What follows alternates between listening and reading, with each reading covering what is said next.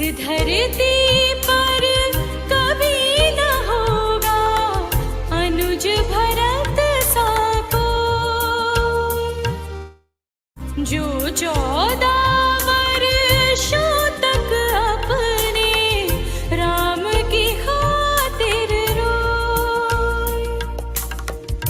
ऐसे सब भाई भाई के जुड़े हो मन के तार, अमर है राम भरत का प्यार, अमर है राम भरत का प्यार। राम भरत की गाथा होगी जब तक है संसार, अमर है राम भरत का प्यार, अमर है राम भरत का प्यार, अमर है राम भरत का प्यार।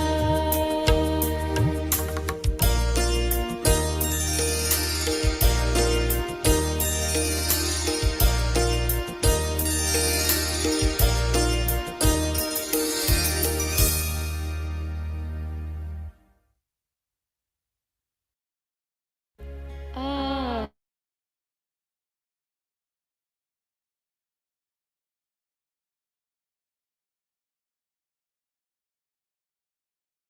Hari Om, everybody.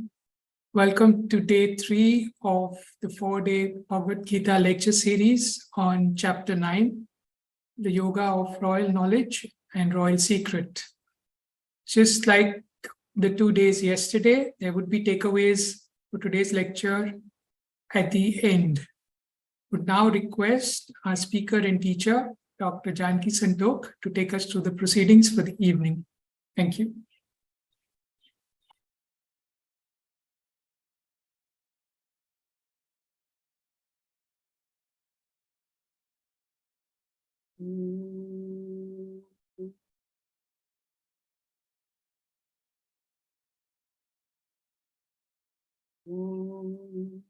सहना भवतु सहनौ भुनक्तु सह वीर्यं करवावहै तेजस्विनावधीतमस्तु मा विद्विषावहै। ॐ शान्ति शान्ति शान्तिः।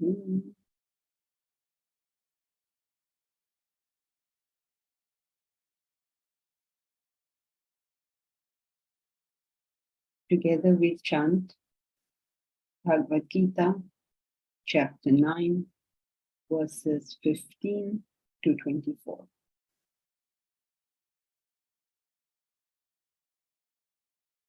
ज्ञानयज्ञेन चाप्यन्ये यजन्तो मामुपासते एकत्वेन पृथक्त्वेन बहुधा विश्वतो मुखम् अहं क्रतुरहं यज्ञः स्वधाहमहमौषधम् मन्त्रोऽहमहमेवाज्यम् अहमग्निरहं हुतम् पिताहमस्य जगतः माता धाता पितामहः वेद्यं पवित्रमोङ्कारः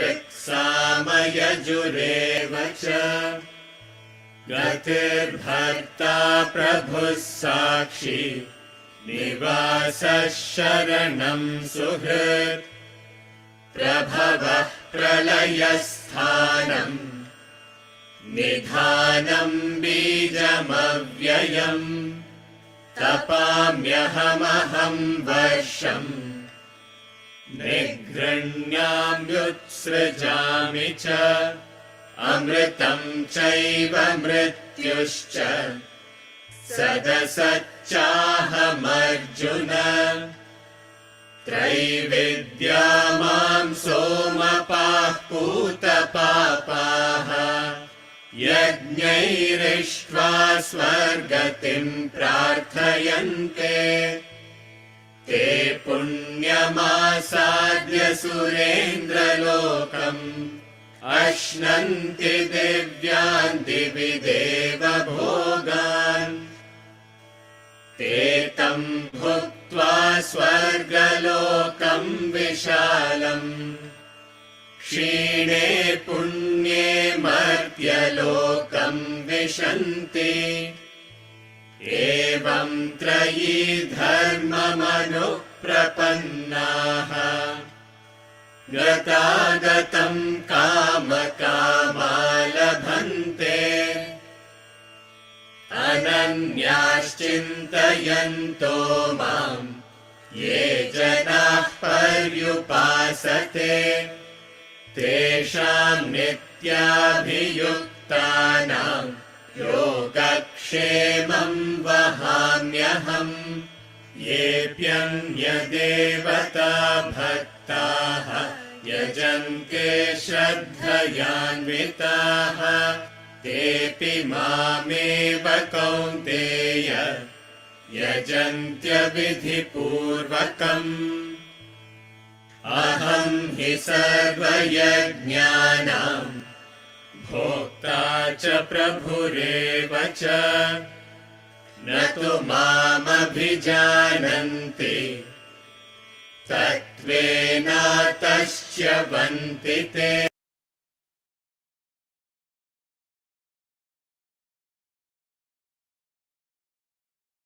Welcome to the third day where we are studying the royal knowledge, the royal secret. He told us yesterday, if you remember, that when we don't have this knowledge, we have moghasha, mogha karmani, vain hopes, vain actions, vain knowledge. Why do we have all this? What is its purpose? We have a vain hope, a useless hope, a forlorn hope that this will happen, that will happen. So many things will happen. Now, these things may happen or these things may not happen. But in either case, our condition stays the same. And that's what's so frightening. Sometimes we undertake action, sometimes we don't undertake action. But our condition stays the same. Because our knowledge itself, our theory itself is incorrect. The way we go about it is whether we go right or we go left, we are going to get into trouble. Right or left means you go into the tamasic ways or you go into the rajasic ways. Both ways lead us only to trouble. So then what should we do? He told us, focus on the self. Focus on the Lord. Focus on the reality, the truth, whatever inspires you. Focus on that. Then we have a secondary problem. How do we focus on that? As if it's easy. We have so many things to do. You have to get up, you have to run, you have to make a dabba, you have to make dabbas for other people. All sorts of things are going on in life. Now, where have we got time to focus on the Lord? So how do we do it? It's okay to say that don't go in this direction. You will have only trouble if you go this direction. But then now, how do I make that attitudinal change? How do I start thinking about the Lord? The Lord is very charitable, very generous. When he explains fully. And therefore, in verse 14 now, he's going to tell us, how are we going to do this? Okay, so let's do verse 14.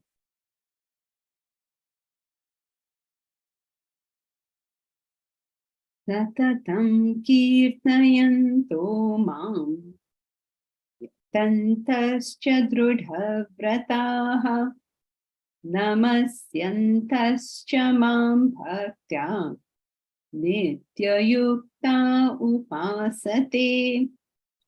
Satatam kirtayanto mam yatantascha drudha vrataha Namasyantascha mam bhaktya nityayukta upasate. So how do we bring ourselves to a position where we can think of the self, of Brahman, of Atman, of Vishnu, of Shiva, whatever your Ishta Devata is, or whatever your concept of that reality and truth is?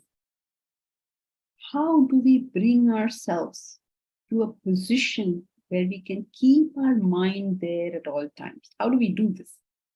So in these two verses, 14 and 15, he tells us how it is done. Satatam kirtayanto mam. Satatam kirtayanta. Kirti means glory. So kirtayantaha means always glorifying.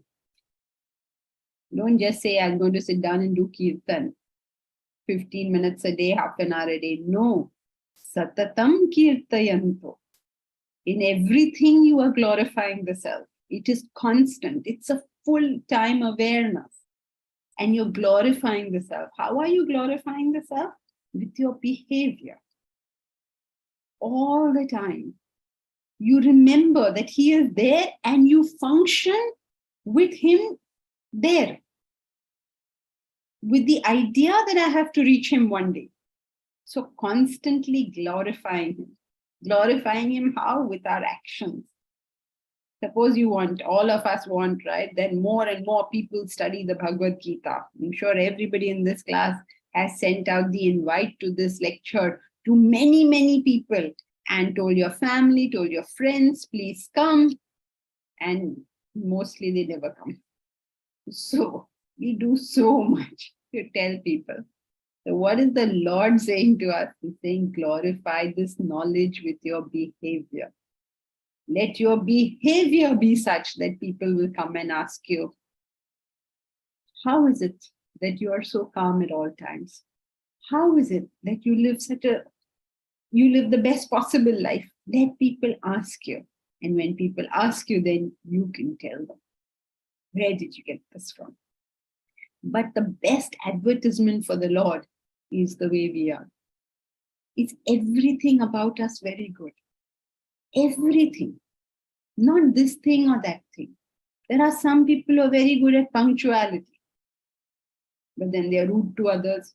There are some people who are very loving and they speak very sweetly, but their cupboards are a mess. Every aspect of life, can it be a glorification of the Lord? Why every aspect? Because the Lord is there. It's not like when you're talking to somebody, the Lord is there, but in your room, when your cupboard is a mess, the Lord is not there. He is there. Every time, everywhere. So satatam kirtayantaha. Satatam kirtayanta, with our actions we glorify him. Yatantascha drudhavrataha. Drudhavrataha means some people are very good in worshipping the Lord. But they may not be very good at discipline. Many people, so-called religious people, fail completely in terms of discipline. If they start singing bhajans, they will go on singing bhajans. If they start talking about philosophical ideas, they'll go on talking about philosophical ideas. Therefore, many, many years ago, not 35 years, I've been speaking on this subject. But when I had originally started, my guru had said one thing: you must start on time and you must end on time.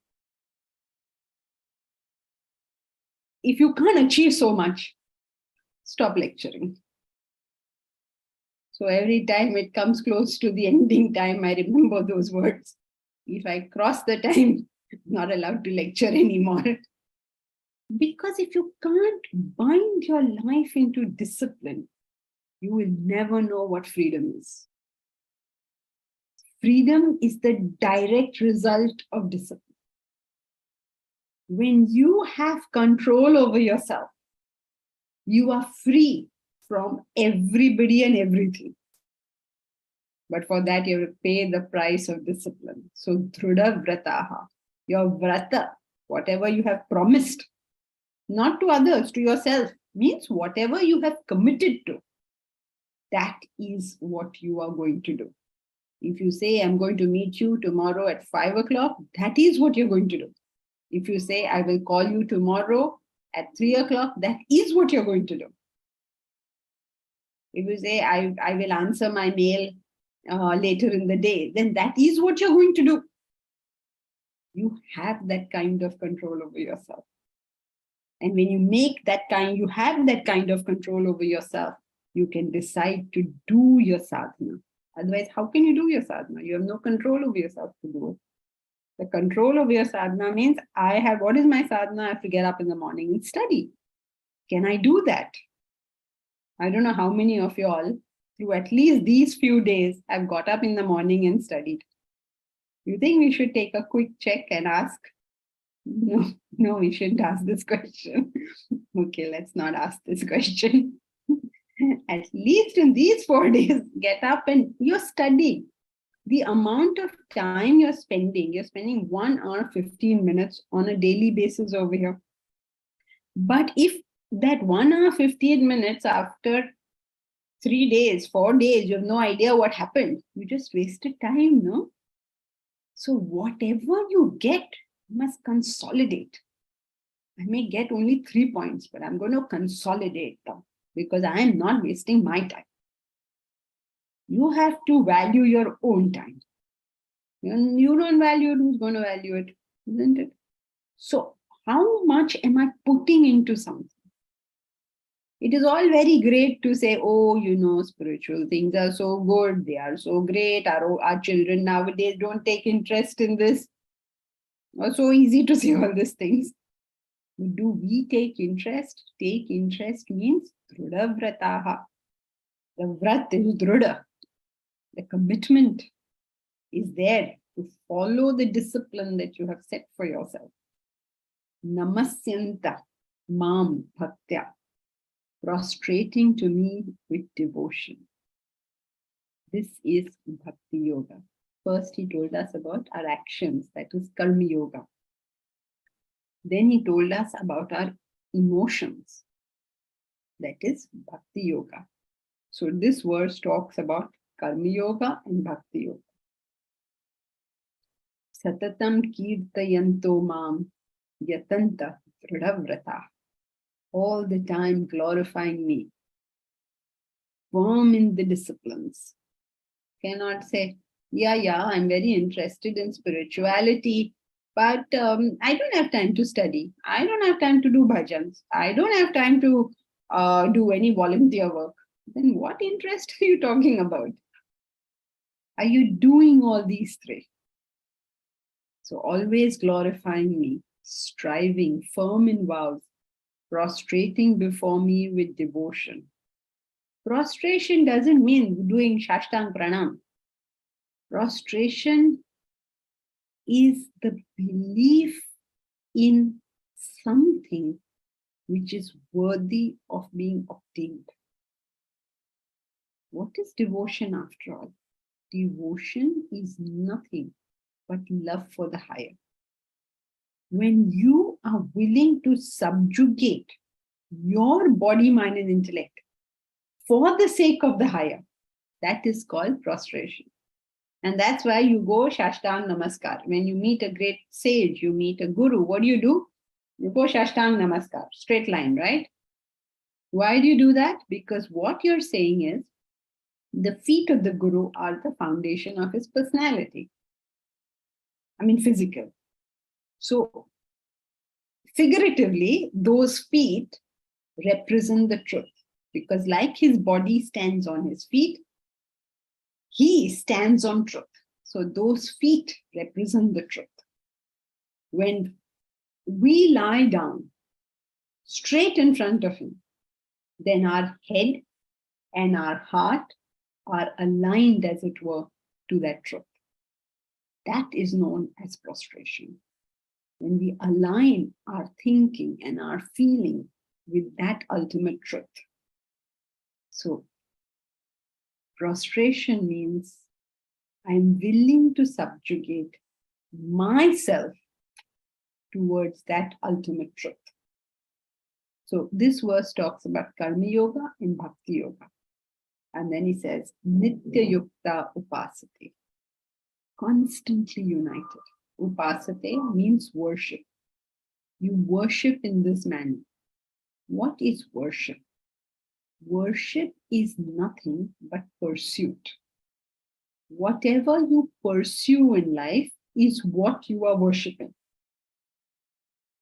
Suppose you go every day and you do matha take at the temple. Is that worship? No.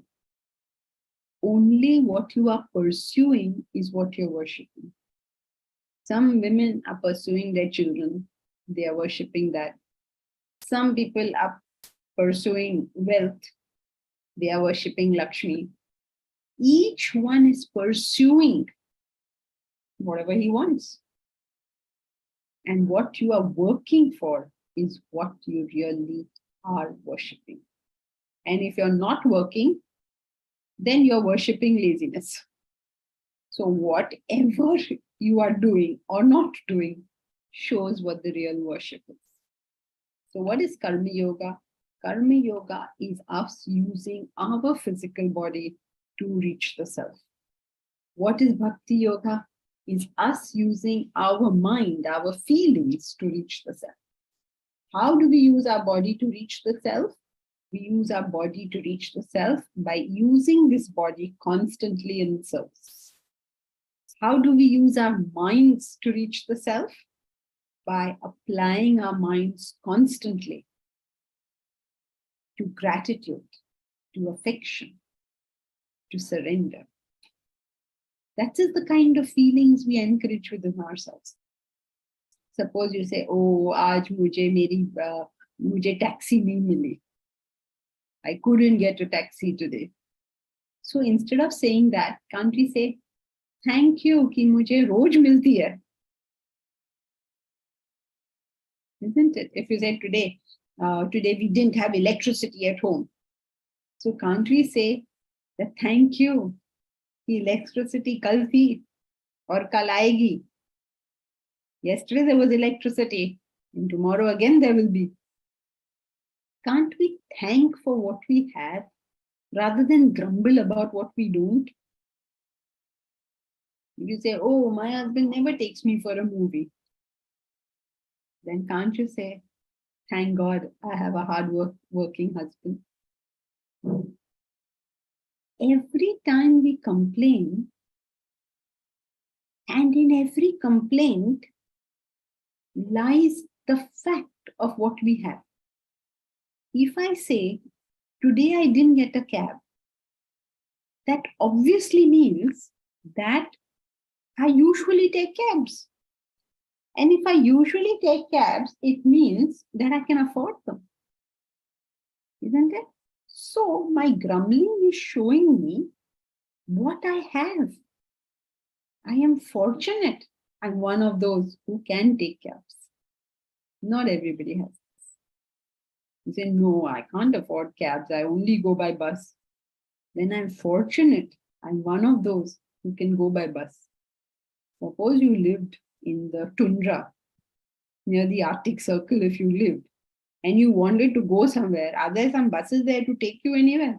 You'll have to walk and go. Or maybe you can get a dog sled or something. But there's no bus available. How will you take it? So thank God there is a bus for me to take. So in every time I complain, I can convert that into gratitude. I can say, oh, thank you for this. I don't have that, but I do have this. Like, for instance, right now, can't we all say, thank you, I don't have a stomachache? Because if you had a stomachache, you wouldn't be listening to this lecture, right? So thank God, my stomach is working fine at the moment. I don't have a headache. My head is working fine at the moment. Because stomachache, a headache, a toothache can come anytime, right? So thank you, it's not there now. So Bhakti Yoga is devotion, is gratitude, it's surrender. Karma Yoga is the capacity for service. So how? So he's telling us, how do we come to a point where we can think of him all the time? So he says, do karma, do bhakti. And verse 15 says, do jnana.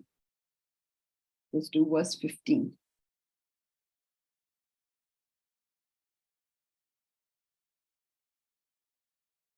Jnana chapyanye yajanto mamupasate ekatvena pruthakvena bahuda vishvato mukham jnana chapyanye yajanto mamupasate ekatvena pruthakvena bahudha vishvato mukham. So this verse talks about the Jnana Yoga, the Jnana Marga, Jnana Yagnena. Jnana Yagnena means by the sacrifice of knowledge. That means he's referring to Jnana Yoga. Cha api anye yajantaha mam upasate. Others, they worship by Jnana Yoga. So why does he use this term Jnana Yagnya? In fact, we also use it, right? We call this the Gita Yagnya. Why are we calling it Yagnya? Yagnya because what is a Yagnya?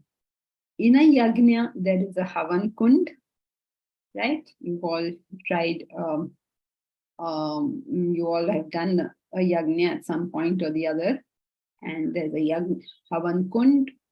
Usme hum log ahuti dalte hain. We put ahuti into it. We put our offering into it. And then the fire rises and blesses us. And then all the ahuti is over, all the offering is over. And then the ashes, the vibhuti, we put on our forehead and maybe visit a nearby temple. So what is this trying to say? What it's talking about is that Havan Kund is representative of any field of activity.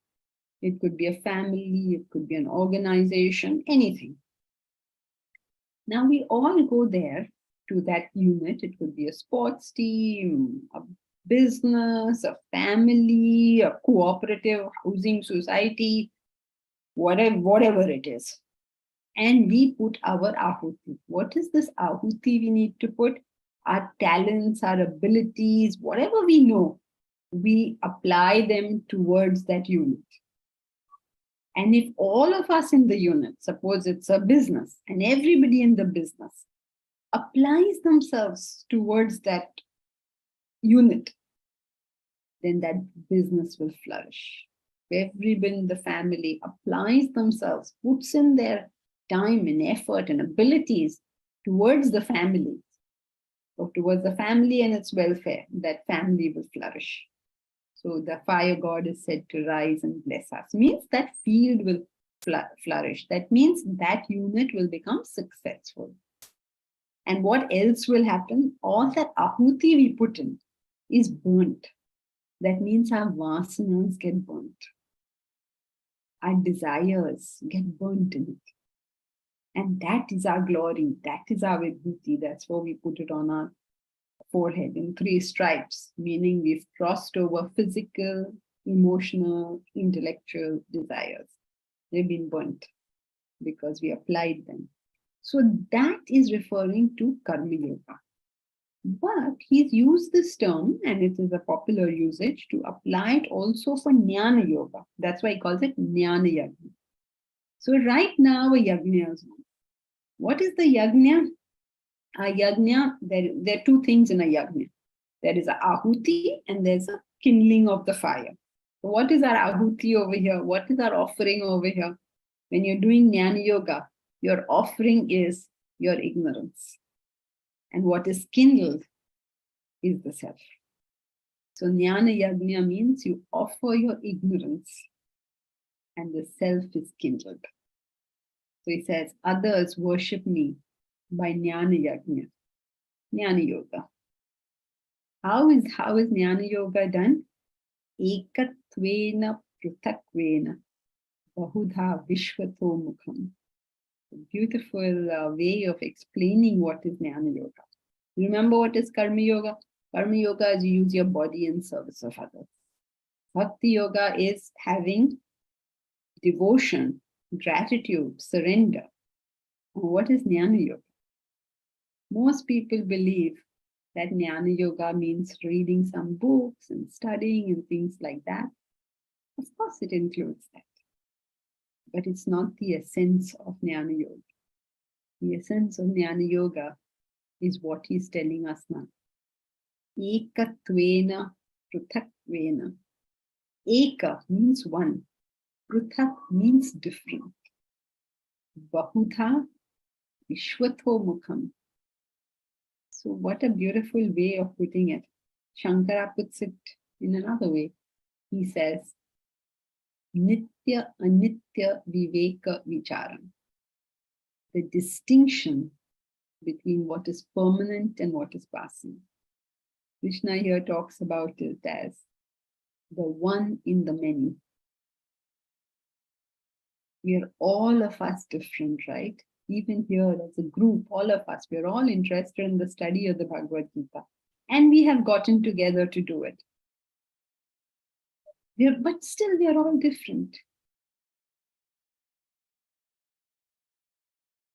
Each person is different. Their body is different. Their mind is different. Their intellect is different. Nadine is different from Aditi, is different from Bhavna, is different from Deepraj. Each one is different. And yet, each one is the same one self. Distinct and same. The self within us, our original nature, exactly the same. But the body, mind, and intellect, all different. Electrical gadgets are all different. But the one electricity that enlivens them all is the same. So, ekatvena pruthatvena. By one, by many. I don't know if you heard that very famous bhajan also. It says, Ekatu Rama, Anekatu Rama. So when we are talking about the self, when you're talking about the reality, it is one. When you're talking about the manifestations of reality, it is all. It is everything. Hence, it is all different, different. So what is Jnana Yoga? Jnana Yoga is the capacity to see the oneness in the difference. So all of us over here, somebody is from Gujarat, somebody is from Madhya Pradesh, somebody is from Assam, somebody is from Maharashtra, Chennai, Kashmir, all of us from different parts. Yet, they're all different, and each one has its own culture, its own language, everything. All pruthak, different. And yet, Eka, we are all Indians. The one in the many. Or we can say, we are from India. Somebody is from Afghanistan. Somebody is from Europe. Somebody is from America. All different. Every culture, every region, every race, different. And yet, we are all humans. One in the many. We are humans. And then there are zebras and tigers and mosquitoes, cockroaches. All alag, pruthak, different. And yet one in the many. The one self enlivens them all. So what is Jnana Yoga? Your capacity to see the oneness. Vishwato mukham. Vishwato mukham means facing every direction.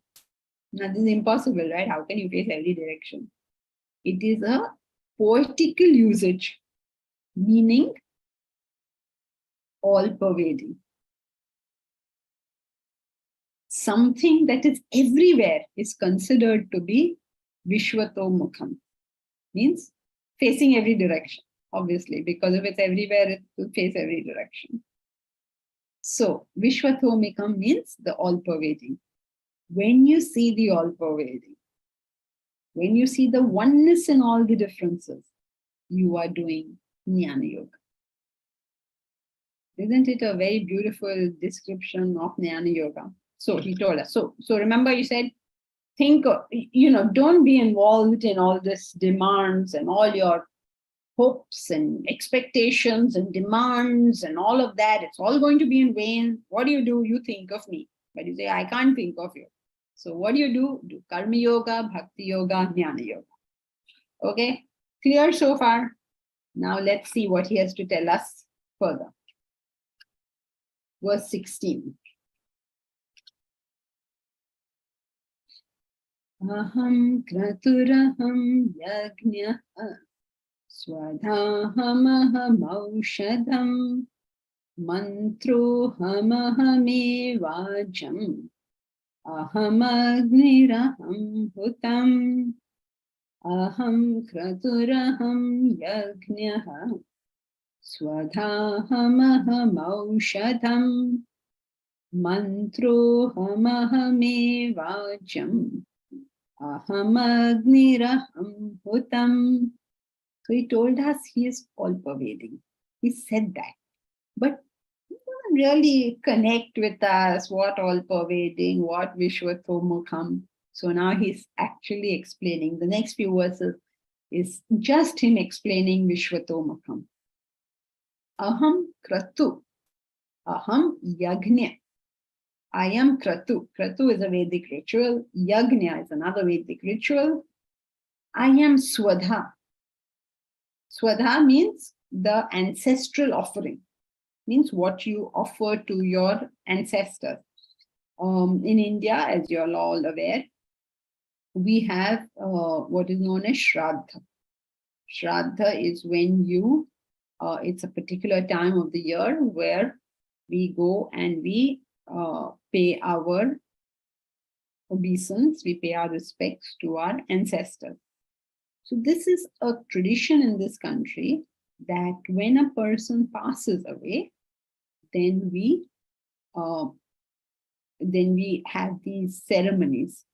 Okay, first 10 days, 12 days, 15 days, whatever.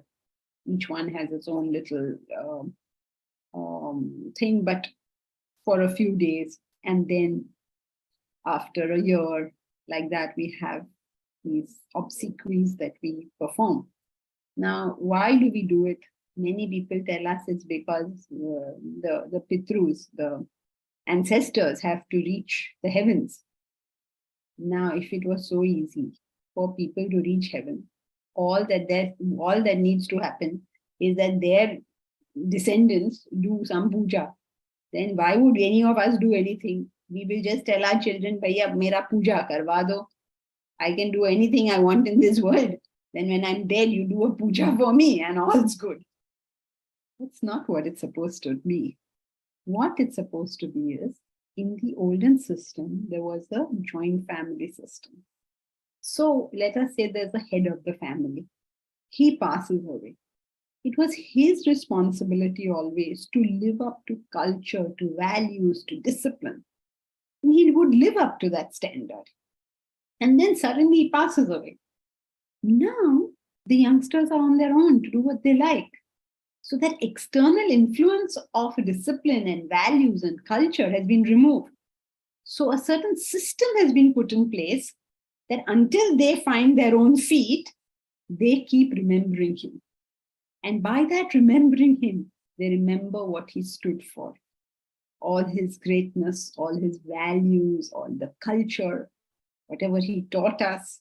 And that is why we do this year after year. We remember them so that we remember the values that they have lived up to, and hopefully be inspired by those values to live them ourselves. So that is what he's referring to, the Swadha. I am Aushadha. Aushadha, you all know, are the medicinal herbs. I am Mantra. Mantra is the chant. I'm Ajya, that is the ghee. And I am Agni, I am Huta. Agni is the fire, and I am the Huta. Huta is the burnt offering. Now, what is he saying? Basically, if you can see, these are all the aspects of the yajna. All of it. different wax, the kratu or the yajna, and then there's the offerings, the herbs, the ghee, the fire, the different parts of the yajna. Now, what is he trying to say? Remember, what is his point over here? His point over here is, I am everything. That is what he's saying. Every part of your worship is me. What the Agni that you are offering is me. What you are offering is me. Who is offering is me. Every aspect of this is me. There is nothing here which is not me. It's like the ocean saying, the froth is me, the waves are me, the foam is me. It's like the mind saying in the dream, the waker, the dreamer is me, the dreamer's wife is me, the dreamer's children are me.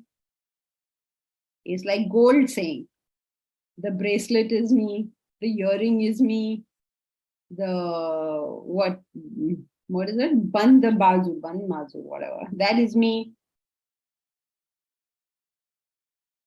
The tika, you know, that which we wear, that is me. Like how every gold ornament is gold. In all the different jewelry. Prathak. The common element is the ekam suvarna, the one gold. So similarly, in all these various things, all different things, ghee is different from Huta, is different from Agni, is different from Aushadha, is different from the mantra, everything is different. And yet, in all of it, the one self and the one self alone. So now all these few verses are all telling us the same idea. Verse 17.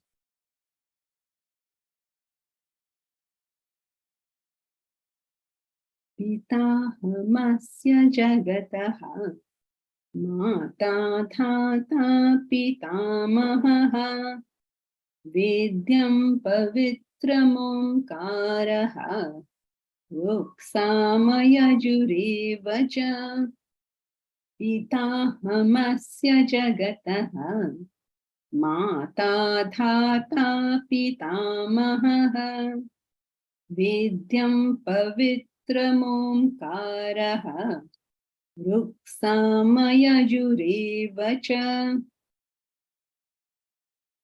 I see that many of you all are raising your hands. I can't take the questions during the class, but if you do have questions, please send them to the number which you will see on your screen and have been seeing, and then if possible, we will take those questions up. So, Pitahamasya jagataha. Asya jagataha, this jagat. Aham pita, I am the father of this world. Mata, I am the mother. I am the pitamaha, I am the grandfather. I am the father of this world. I am the mother of this world. I am the grandfather of this world. Now, what does all this mean? Why can't he just stay with mother and father? And if he wants to say grandfather, why doesn't he say grandmother also? All the feminists should get up in arms and say, what is all this? Male chauvinism. What he's talking about is, I am the father of this world. I am the mother of this world. Prakriti and Purusha as a combination bring forth the world. Purusha is represented by the father, because the father's role is very small. Prakriti is represented by the mother, because mother has to do everything, no? So I am the father, I am the mother. Means the combination of spirit and matter create the world. Wherever you see over here, whatever you say is a combination of spirit and matter. Now, when you hear this, everybody will get this concept that, oh, all this place, where is the Lord? Right to the furthest galaxy. Yes, right to the furthest galaxy. Oh, the entire universe is God. Yes, entire universe is God. And you're amazed, oh my God, whole universe is God. But that concept is incorrect. You know why? It is not that the universe is God. It is that the universe exists in God. God is much vaster than this universe. God is not restricted to the universe. Right? So that's why he's talking about grandfather. To tell us that there is more God than there is universe. If you have to compare the universe to the Lord, the whole universe with all its galaxies and everything would be like a little pill on his face. There's no comparison. So to show that there is a world backed by which there is God, he says father and mother. And to show that God exists way beyond all of this, he calls him the grandfather. Vedyam. Vedyam means that which is to be known. If you ask everybody nowadays what is to be known, people say, will decide what is to be known, right, for each person. And how do we know what you have decided, what should be known? It's very simple. In the morning, what do you do? Do you open the Bhagavad Gita and read it? Or do you open a newspaper and read it? That will tell us what you have decided to know. Imagine that, right? If you had for your whole life so far spent half an hour learning the Bhagavad Gita in the morning, what miraculous results would have come out of it? But every morning I have read the newspaper. And what result has come out of it? So what is worthy of being known is a question we have to ask ourselves. Constantly ask ourselves this question. What is worthy of being known? Every time somebody says something, we'll quickly look up Google. What is worthy of being known? And the trouble with all this information which we keep collecting is, having read it, we forget all about it. So what was the use of collecting that information when you don't even remember it afterwards? Think of all the books you've read. How much information is actually there compared to what you've read? And how much have you read compared to how many books you bought? What is a madhouse, right? So it is Vedyam. That ultimate truth is Vedyam, that which ought to be known, which should be known. It is a Pavitram. It is Pavitram means it's a purifier. It will purify our personality. What is purification of the personality? The removal of the differences. What is pure gold? When there's nothing in the gold but gold, right? What is pure copper? When there's only copper and there's nothing else in it. What is pure water? When there's only water and there's nothing else in it. What is pure you? There's only God, nothing else. So it is a purifier. It is the syllable Om. It is considered to be the syllable Om because the syllable Om is supposed to be the crux of the Vedas. That's why it says also Ruk, Sama and Yajur, the three Vedas. So Om is supposed to be the most sacred syllable of the Lord. It's a natural syllable. And it's supposed to be the most sacred syllable of the Lord, sacred symbol of the Lord. It symbolizes the Lord because just as the Lord pervades everything, Om, the sound Om, pervades the entire sound phenomenon. All sound that we make starts from the base of our throat as A. In the middle is U, and it closes with Ma. After Ma, you can't say anything. So just as the sound Om covers the entire sound phenomenon, so too does the Lord pervade everything. I mean, I'm just giving you one. There are so many symbolisms that come out of Om, but that will take another 4 days. So we will just do one for today. Okay, so I hope you are following the main line of thought, which is that he is everything. He's only explaining Vishwato Mukham over here, that he is all pervading. Verse 18. Gatir bharta prabhu sakshi nivasa sharanam surud prabhava pralayasthanam nidhanam bijam avyayam. Gatir bharta prabhu sakshi nivasa sharanam surut prabhava pralayasthanam nidhanam bijam avyayam.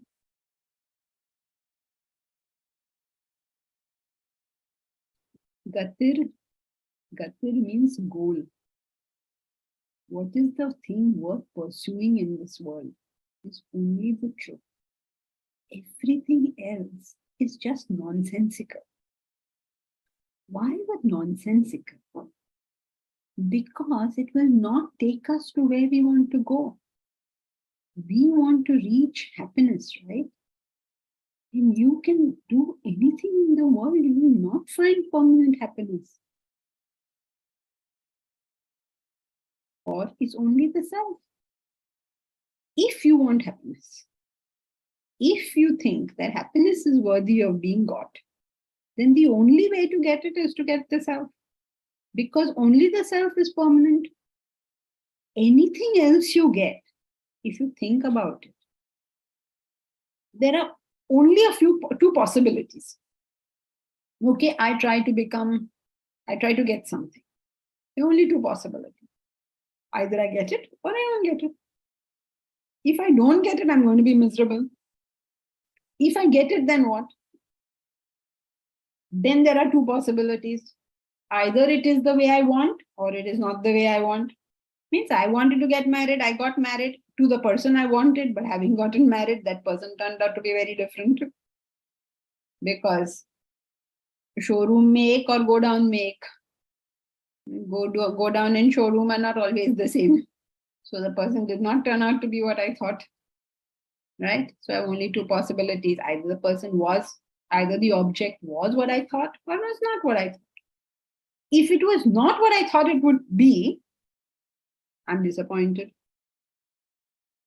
But if it's what I thought it to be, now there are two possibilities again. Either that object stays with me or it goes. Correct? There are only two possibilities. If it goes, I'll be heartbroken. If it stays with me, I will be bored. When you first bought your house, how excited you were. Now, are you still so excited about that house? But though you're bored with your house, you have to still maintain it. Any leakage, you have to take care of it. Wi-Fi goes, you have to take care of it. Garden plants, you have to find a mali to take care of. All of this you have to do. So, if you watch life, what is it? In which condition are you going to be happy? So now, you're bored with whatever you have. Now what will you do? Again, you will start. Oh, no. Now I need that. I need a second home. Now, again, you start this whole thing again. Either you get it or you won't get it. If you don't get it, you're disappointed. If you get it, then either it is what you want or it is not what you want. If it is not what you want, you're disappointed. If it is what you want, either it stays or it goes. If it goes, you're unhappy. If it stays, you're bored. Now what will you do? Think of one more thing you want. What are we doing? Under which condition are we going to be happy? Therefore, he says, the one goal worth achieving is the self. Because if you achieve that, you will be trupta, you will be satisfied. You have nothing more to get. You have no boredom, no disappointment, and no wish for anything further to make you happy. Bharta, it's the supporter. It's with you at all times. Why do you forget it? Why do you forget your best friend and run after things which are not friendly to you? It is Prabhu. It is the enlivening principle behind every action, anywhere in this entire universe. It is Sakshi. Sakshi is a beautiful quality where the Sakshi is usually translated as witness, but that's not a very good translation. Sakshi has no real translation into English. Sakshi is more like a catalyst than a witness, in whose presence things happen, but who does not cause it to happen and does not get affected by what happens.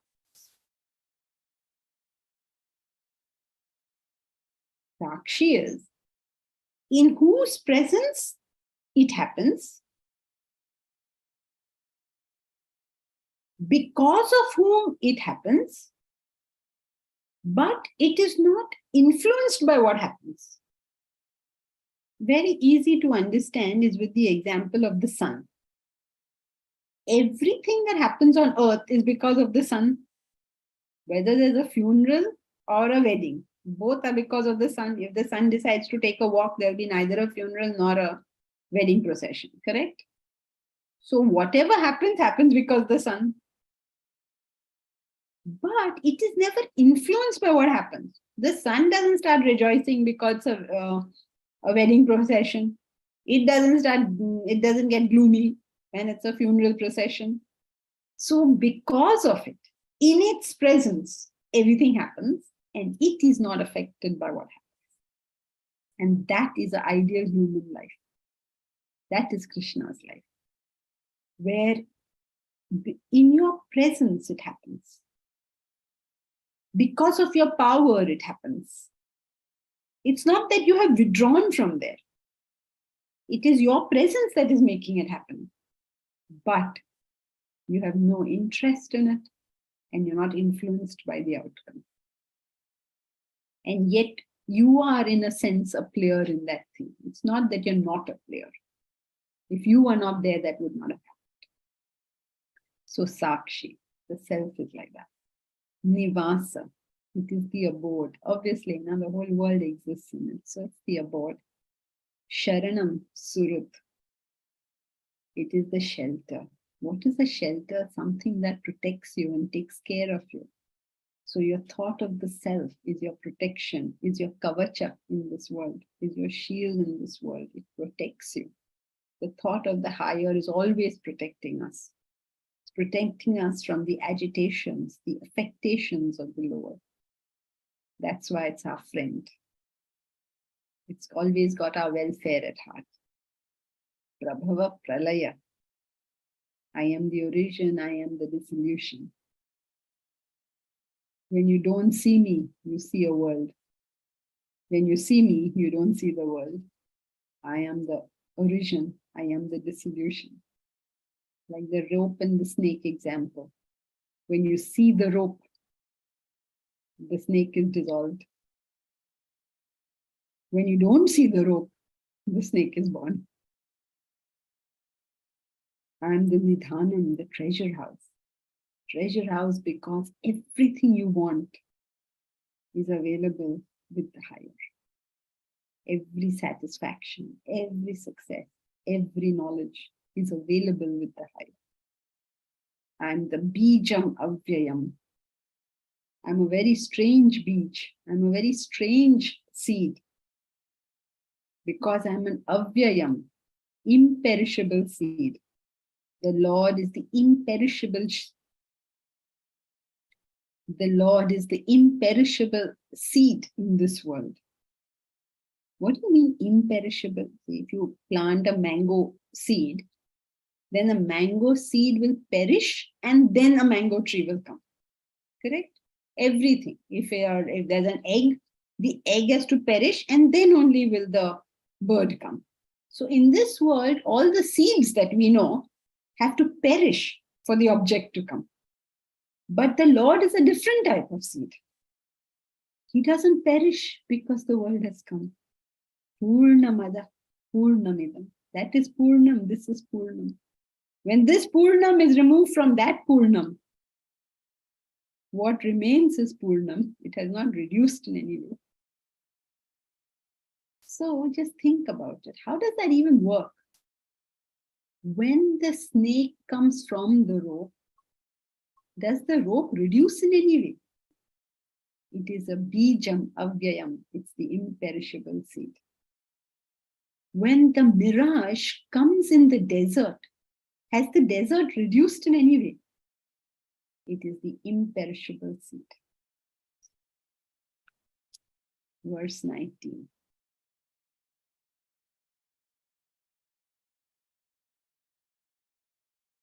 Tapamyahamaham varsham nigrudhyam yat srujami cha amrutam chaiva mrutyuscha sadasachaham arjuna tapamahamaham varsham nigrudhyam yat srujami cha amrutam chaiva mrutyuscha sadasachaham arjuna tapamyaham. Tapamyaham, aham varsham. I am the heat, I am the rain. I am nigruhanyami. I am the one that holds. Utsrujami, I am the one that sends forth. I hope you're just getting the idea. He's basically saying that I am everything. So I am the play of heat and cold by which rain falls. I give heat, I withhold it. And because of that, rain falls. It is because of me that everything comes forth. I am Amrut. I am Mrityu. Mrityu means death. Mrutam means death. Amruta means no death. I am death and I am immortality. It's the same idea of one in the many. The manifestation dies, but the self ever remains.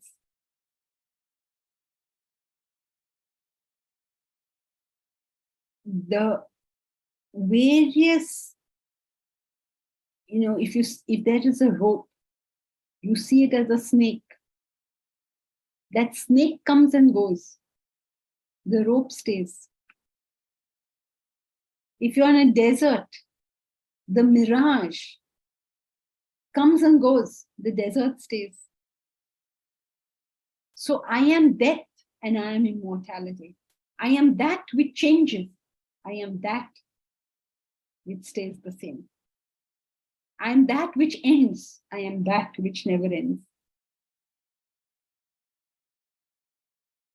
Earlier also, in this country, so many times we say that verse, very famous verse, when a person passes away, unfortunately, we always use this thing that I do not die when this body dies.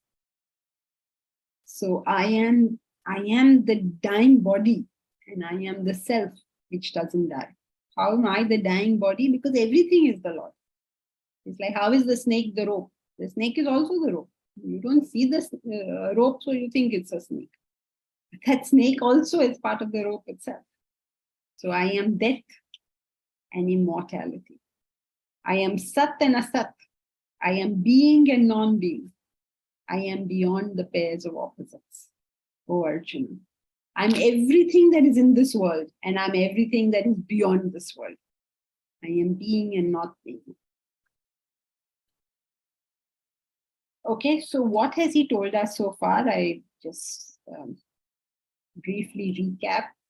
He told us that if you do not pursue me, you will be in some false hopes and actions and knowledge.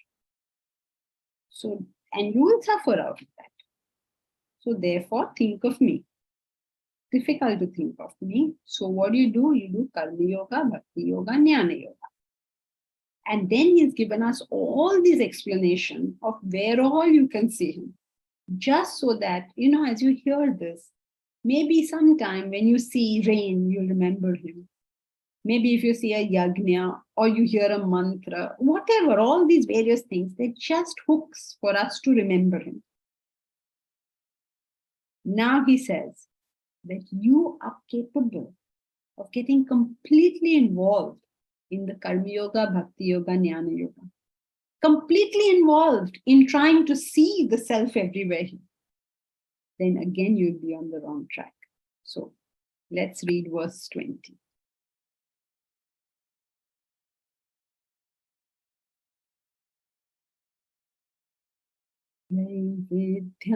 Traividya mam soma paputa papaha yagnairištva swargatim prarthayante te punyamasadhya surendra lokam ashnanti divyan divi deva bhogan Traividya mam soma paputa papaha yagnairištva swargatim prarthayante te punyamasadhya surendra lokam ashnanti divyan divi deva bhogan. Traividya. Traividya means those who know the three Vedas. You remember he said, I am Ruk, Sama, Yajur. You know the three Vedas. Now you may wonder that we have four Vedas. Why does he always refer to three? Because three are supposed to be older. The youngest one, Atharva Veda, is a younger Veda. So often it is not referred to. Because you see, we have a very old culture. So Atharva Veda is young by the standards of the Vedas. But young now we can't say anymore because Atharva Veda itself is now thousands and thousands of years old. So from our perspective, there are four Vedas because they are all very ancient. But from the very ancient, first was only Rig Veda, right? It was the most ancient. And then Atharva is the youngest. So usko bichare ko we don't give too much importance. But I think now after many thousands of years have passed, we can say four Vedas quite comfortably. So those who know the Vedas, the drinkers of Soma, Soma Paha, the drinkers of Soma. Soma is what you drink after the yajna. Puta Papaha, who have been purified of their papas, who have been purified of their sins. Yagnai Ishtva Swargatim Prarthayanti. They worship for Swargati, for Swarga, for heaven. See, the spiritual path is a very difficult thing. There are two choices. You can go down a worldly path, or you can go down spiritual activity. When you go down spiritual activity, you start feeling very nice. If you serve, if you do bhajans, if you learn this knowledge, you will start feeling very nice. You are said to have finished your papas. Papas means mental agitation. And achieve swarga, which means bliss. You're enjoying bliss. Te punyam asadhya surendra lokam. They having got this, you'll feel very blissful. But then having finished that punya, that effect will come to an end. Like when you start studying, when you start going to class, you'll feel, oh, this is wonderful. And then you'll start attending classes and you'll be enjoying. And then after some time, that enjoyment will fall. So he says, they pray for passage to heaven. They pray for peace and bliss. They're reaching the world of the Lord of the gods. Enjoy the divine pleasures of the gods. You will enjoy, you'll feel very nice. But then what will happen? Then back to square one. So do not treat the path as a method of becoming happy and satisfied. You're not here to be happy and satisfied. You're here to realize the self. Don't let go of that idea. Because it's very easy to be happy. When you come over here, everything is beautiful, everything is happy, it's so easy. Don't fall for it. That's what he's telling us. Verse 21.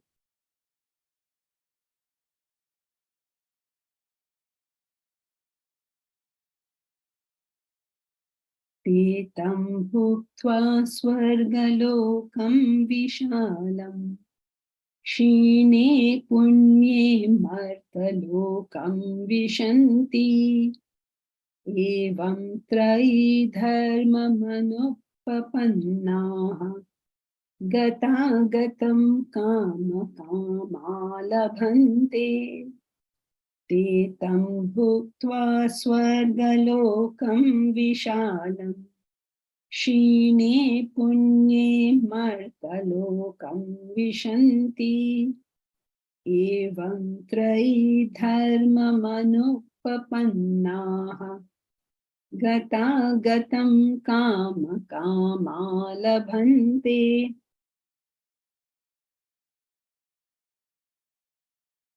Tetam bhuktva swargalokam vishalam. Having bhuktva, having enjoyed, twanta bhuktva, having enjoyed swargalokam vishalam, this vishal swargaloka, this vast heavenly pleasures, shine punye martalokam vishanti. When that punya is over, you come right back here. Evam trai dharma manupapannaha. In this manner, following the injunctions of the three Vedas, gata gatam kama kama labhante. Those desirous of fruits, they attain the state of going and coming, going and coming, going and coming. Do not fall for it. Many people think that the Bhagavad Gita is criticizing the Vedas here. He's not criticizing the Vedas. What he's talking about is getting involved in the spiritual path to the extent that you forget what you're here for. What are you doing Karma Yoga for? What are you doing Bhakti Yoga for? What are you doing Jnana Yoga for? He's telling us that if you get involved in the path, you will attain the state of going and coming, going and coming. You will not be stable. You will not become a stable, balanced person. You will come and go, means your happiness comes and go. You are still going to be affected by change. You're still going to go through that whole cycle all over again. Do not, it's a warning to us not to get involved in the spiritual path. And so then what do we do? Because sometimes we feel like we're so close, but we've missed it again. So then what are we supposed to do? And that brings us to the geometrical center of the Bhagavad Gita. The central verse of the Bhagavad Gita, the most important verse because it's placed right in the center. So let's do verse 22. Ananyas chintayanto mam ye jana paryupasate tesham nityabhiyuktanam Yogakshemam vahamyaham Ananyas chintayanto mam Ye jana paryupasate Tesham nityabhiyuktanam Yogakshemam vahamyaham. If you do not remember any verse of this chapter, please at least memorize this one. It is the geometrical center of the Bhagavad Gita. And if you're a student of the Gita, then maybe you need to know this verse. This one should be known by heart because it has the central message. What is the central message? Ananya Chinta. Anya, other. Ananya, no other. Chinta, thought. No other thought than me, than the self, the Lord, Atman. No other thought. No other thought means that is where you're trying to reach. Those who worship me with no other thought. Remember, he told us, worship me with Karma Yoga, Bhakti Yoga, Jnana Yoga. But then we get involved in the yogas. We start enjoying the yogas and we forget about him. But if you keep your thought on him, that is the way we have to reach eventually. I undertook Karma Yoga, Bhakti Yoga, Jnana Yoga so that I could think of him.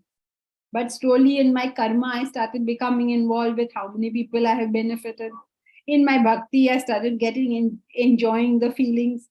In my jnana, I want to read this book also. I want to read that book also. I forgot what I was here for.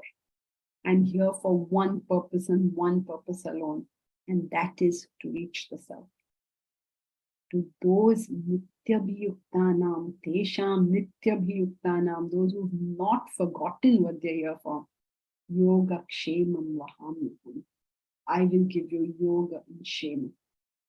There is these words, yoga and shema, have been interpreted in various ways by scholars, but the most subtle way of thinking about it is, I will give you consistency in the path, and I will give you the goal of the path. Why will he give us consistency? Please understand, he doesn't do anything. He's the enlivening principle. Then how does he claim to give us consistency in the path if every being is looking for infinite happiness? So once you start the journey, the pull of infinite happiness, the ever enlarging ripples of joy will push you, keep you consistent on the path. And if you stay consistent on the path, you will eventually reach there. So he said, I will give you yoga and shema. I will give you the consistency and I will give you the goal. So from this verse, you learn not only how to get spiritual success, it's the same thing for material success. Fix a goal and don't think of anything else. Everything you do is only for that goal. Then the gods themselves cannot stop you from getting it. Okay, so that's it for today. Please, they will now put the main points on your screen.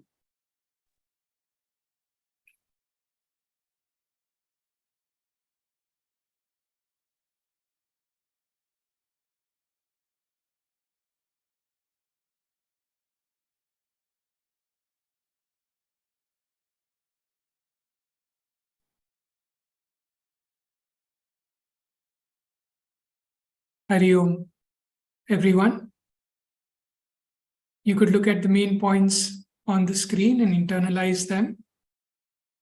To continue your studies, we also have a learning management system where you can choose courses which are self-paced and you can go through them online at your own leisure.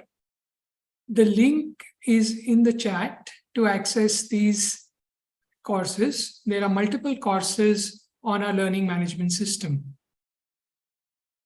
And in the tradition of Guru Shishya Parampara, the students can make a humble donation for the teacher as a mark of respect and gratitude.